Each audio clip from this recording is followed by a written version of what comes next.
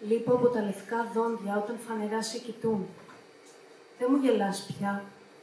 Τα μαλλιά σου έχουν ασπρίσει και το δέρμα σου χλωμιάζει από την κούραση. Λείπω από τους κενούς σου οφθαλμούς. Δεν κλαις.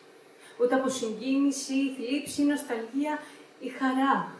Ξέρεις, μου λείπει το κλάμα. Τουλάχιστον τότε ήξερα πως ζεις. Λείπω από τα δετά σου χέρια.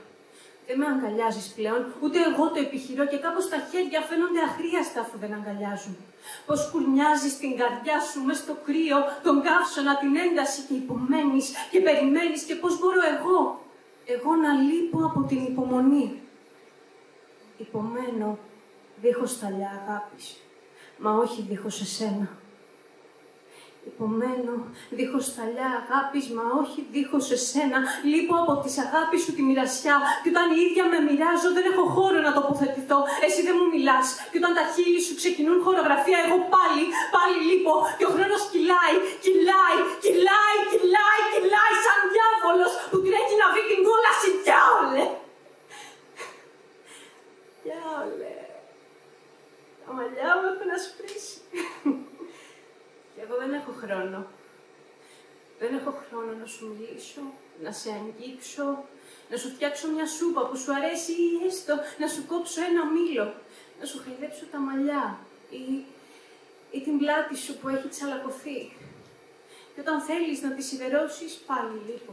Και κάποιος άλλος αντί για μένα στη σιδερώνει, κάποιος άλλος αντί για μένα σε βοηθά. Σιγά σιγά ξεχνάς ποια είναι.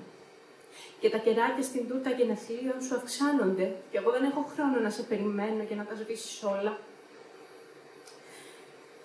Ώσπου δεν έχει άλλα γενέθλια για σένα και τα κεράκια παύουν να ανάβουν.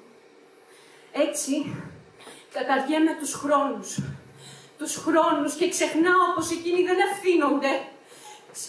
Ούτε συγγνώμη, ούτε σε αγαπάω, ούτε τίποτα, ούτε χαμόγελα, ούτε δάκρυα, ούτε τίποτα. Οι χρόνοι δεν ευθύνονται, ούτε τίποτα, ούτε πειράγματα, ούτε πόσο περήφανη για σένα είμαι, ούτε μου λείπεις.